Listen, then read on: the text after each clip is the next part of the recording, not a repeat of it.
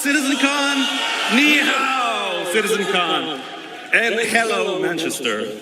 I'm not going to need this anymore. Cool. I am Benoit Beauséjour, or as some of you know me, I am Balt on Spectrum. Today, we will talk about Brave New Worlds. This is Pyro 2, Monox. It's a barren planet, not really habitable. Now, since the advance of our planet tech, we've always allowed players to circumnavigate planets and move from orbit to ground seamlessly, explore complex areas in intricate detail. Now, with server meshing, we're going to need a lot more locations for missions and destinations for more life. But there's a major question that has always followed this project since the beginning of Alpha 3.0. How are we going to make a large number of planets and systems? How are we going to meet the fidelity benchmark we've established? In this technology update, we bring life to lifelessness, even to Monox. We take the physical representation of the terrain, the geology, the atmosphere, the climate, and the environment to create accurate biomes that spring naturally from the collision of all these environments. Coherent, denser biomes that follow the laws of nature that we encode into data. Data that we then leverage to place flora and fauna, yes, but also settlements, buildings, alien and human life in a planetary context. This creates worlds that are scientifically plausible, richer in gameplay opportunities.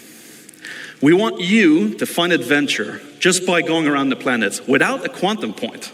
We want you to find actions along your path. For this, we are changing how we made the game. We are scaling how we made the game in all areas.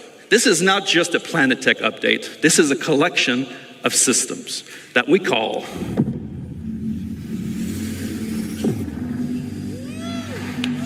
Genesis.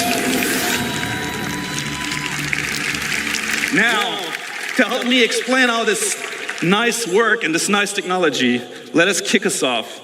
And I welcome our very own Ali Brown and Will Hine for phase 1 of Genesis.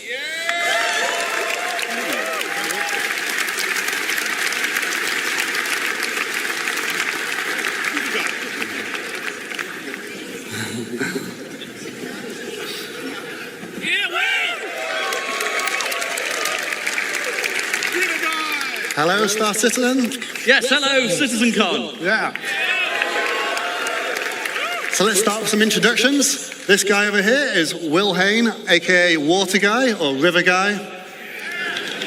And this lovely gentleman is Ali Brown, pusher of pixels extraordinaire. And we're here to tell you about phase 1 of Genesis, which we're entitling The Laws of Nature. And this revolves around the fundamental approach we use to build our planet and is the literal foundation for everything else we're going to talk about in this talk today. Now, it centers on data-driven, physically based rules that we aim to realistically emulate nature and its incredible diversity. Before we dive in a bit deeper, let's just recap on some of the things we already have on our planets. So here you can see our lovely atmosphere and our cloud rendering, which can provide some spectacular views. We have our on-the-fly terrain generation, which is no loading screens in our game, which we're very proud of. And then we have our scattering system that can populate these planets with many different diverse biomes. And we've been setting quality benchmarks for each of these biomes as we come across them one by one. But what we have isn't perfect. This scene on Microtech, it looks great, but it's not getting the same density that you'd expect from a real pine forest. That's one of the things we want to solve.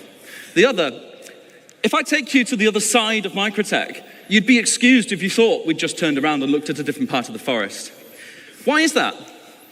Well, this is because currently our artists create slices of biomes in great number, and then they distribute them across the planet using humidity and temperature properties.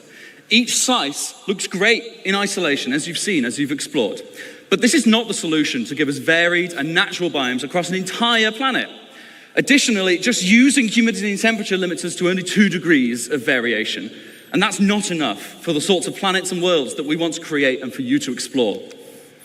So how are we going to scale up our planet generation? Well, as I said before, we're going to start with physically based rules that drive everything. We want nothing to feel random on these planets.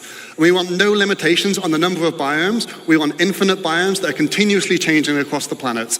And we want extreme density, and we want to maintain or exceed all of the quality levels we've set with our existing biomes. And most importantly, we want it to be scalable so that we can really scale up to the level of content that the designers are expecting.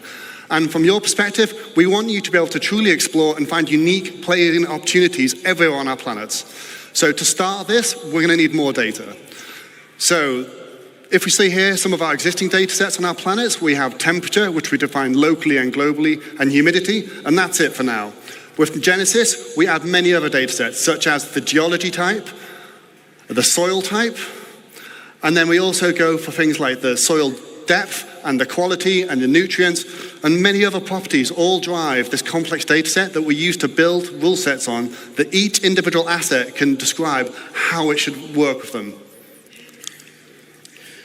We're going to put something together and show you some demos today using some of the assets that you've already know and love in the PU. Although you might see some new stuff later, we'll save that. What you're going to see is a vertical slice of development. It's very early stages, very work in progress. You might see some bugs, but that means it's only going to get better, so be excited. The number one challenge with planets in our game is scale. In no other context do you need a planet to look great from first-person perspective when you're stood among the trees. You need it to look great when you're in a spaceship at a quantum marker miles away, and everywhere in between. There are no loading screens, you see everything. We cannot afford for it to look bad in any of those scenarios. So, let's start from a ground perspective. Demo number one, let's have a look.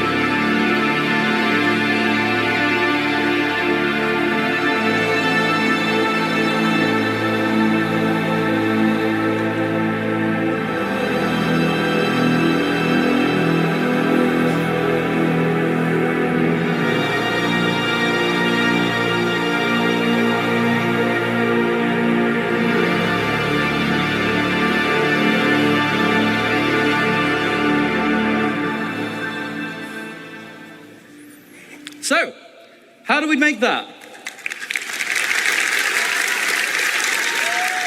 Thank you, thank you. So, let's talk about first what's underneath it all. The ground! So,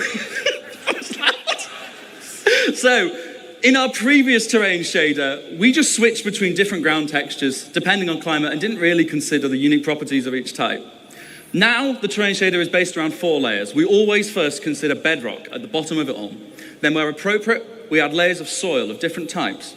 We then add debris where appropriate, whether it be pine needles, dead leaves, etc. And then when it gets cold, we add snow. Each of these layers has unique shading properties and unique transitions between them. Because we do this all in one shader, we're able to achieve that as well as being performant. We can also use things like water saturation to darken and tint the soil and other properties to make it look more realistic. But that's not what filled most of the screen in that demo.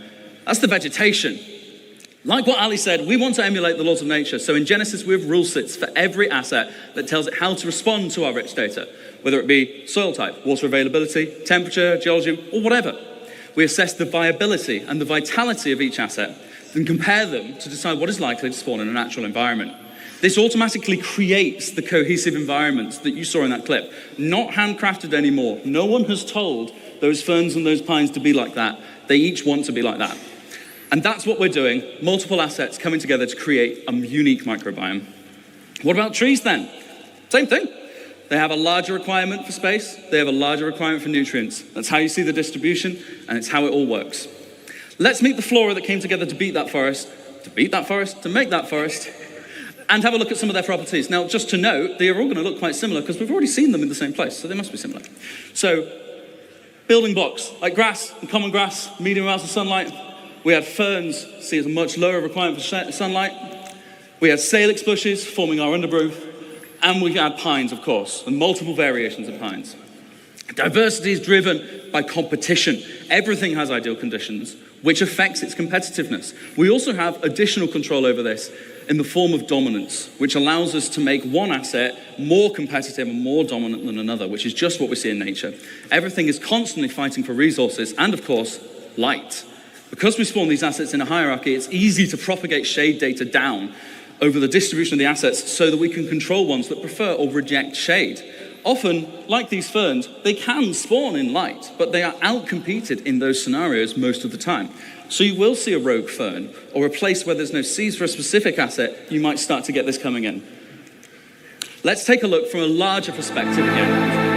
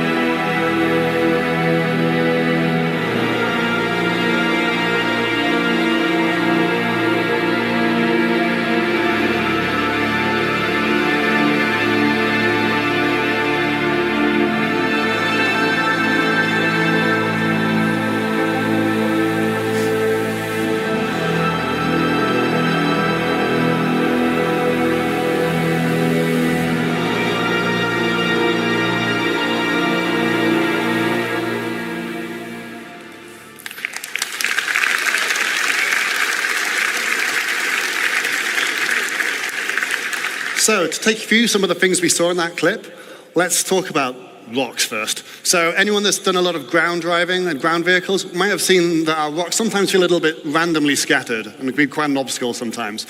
So, in this clip, you saw that the rocks are no longer randomly scattered and they're now placed based on physically based rule sets. And this logical grouping is achieved via erosion simulations, which we run offline to build localized data maps. And they describe the size of the aggregate and rocks and the density and where they should naturally form. And that means we get things like these natural clusters of boulders at the forest edge underneath the cliffside. And on that note, you might have noticed that the cliffs have been dramatically improved in how they shade. We also see things like the natural clumping of vegetation caused by seed dispersal. This is controlled per species, so we can get better emulation of their unique growth patterns and create a much more realistic environment. And we also calculate the slope aspect, which is the exposure to vegetation to solar radiation and other environmental factors. And this allows us different species to flourish in different conditions, as we can see on different sides of this valley. Then over larger scale, we calculate the age and vitality of each tree individually to drive exactly how high they should be, but also the color of their leaves. Now, this isn't the only thing that will drive the color of the leaves. We're going to introduce the concept of seasons to the game. And this will mean our planets will evolve through the year, and we'll be able to shed leaves from trees and have the grass wither in winter.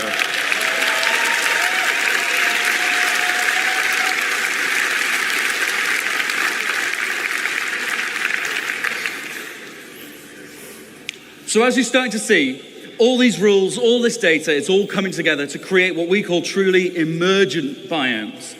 Let's have one more look at how this varies over a much larger scale.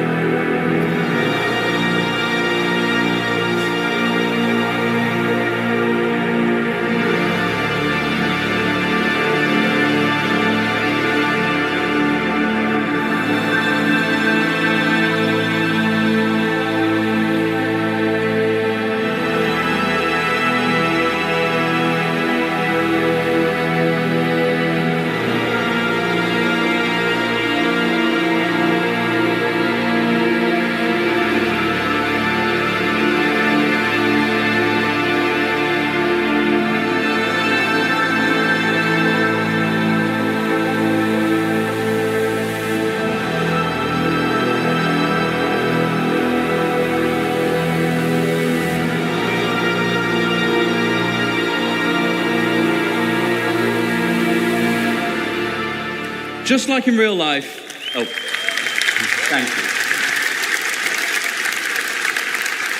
Just like in real life, our areas should vary, even by traveling a few kilometers. If you get in a helicopter and fly over the Alps, it all looks a bit snowy, but when you look closer, it's constantly changing. And we're now able to accurately represent that with our changing data. Another very important factor to mention is the distant look. In this screenshot, you don't see a single tree, and yet the terrain is still green. We previously did that with artist-made lookup tables that told the planet what color to be at what position. But that wasn't going to work with all our new data and our far more complex spawning. Now we have a systemic solution. The planet shader is able to intelligently evaluate what's going to spawn there using the same rule sets that cause the assets to spawn there when you get there. That means we can sample the sort of color that is going to project onto the orbital view and use it. We get a far better accuracy from the result. Together, by creating rules and authoring data that works, we create a continuously varying planet that sets the scene for the incredible exploration gameplay I know you guys are going to have. But how have we done this without compromising on performance? So yeah, with all this new data sets and these physically based spawning rules, you're probably wondering, how is this going to handle in your CPU? We don't want to melt anyone's CPU, so we've redesigned all of this tech to work much more efficiently than before, and now it can run on many cores. This allows it to be run perfectly well on both the CPU and the GPU. So we've redesigned our framework so that we can run it at both and swap between them freely. Now, the benefit of this is we can do things like, first off, move the terrain system to the GPU, and we've now done that to get some incredible performance improvements, but we then also cache the results in something we call a virtual terrain texture. I'll give you a quick demo of this now. This is now vastly faster than the previous system, but it also allows us to generate the terrain in much higher resolution, which means all the popping you can see on the mountains as we're approaching, all of that should be completely eliminated on the right-hand side of the screen.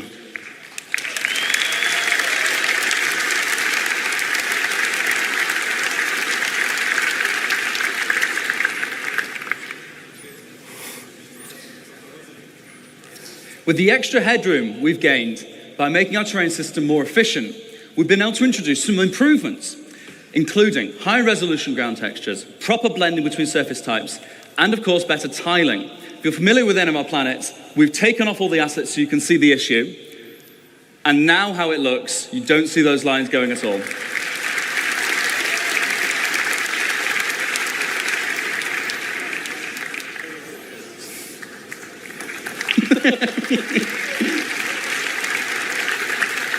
And one more.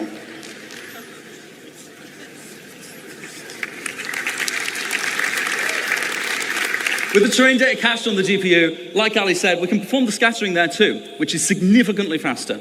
All those algorithms that we've used to generate those first bits can run there without being more expensive on your CPU. And it also means the results are directly there on the GPU. We can render straight from them. That allows us to have dramatically more density in our new system. We can render objects directly without having to go via the CPU every frame.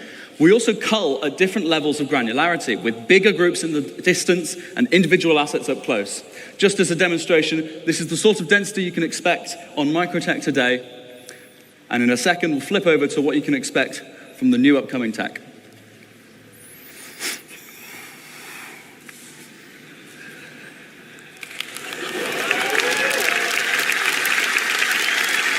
In a second, we're going to turn on the culling groups debug so you can see. These are the groups that we create of those trees and of the terrain. And as we get closer, we shrink them so we're more intelligently rendering what we need without having to assess each tree individually, all the way down to the ground.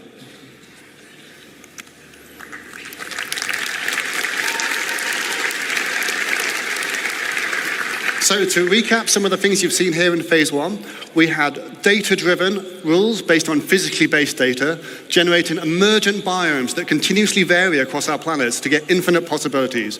And we've achieved this with much greater density than before and much faster rendering. And we also achieved seamless transitions from ground to space with zero popping.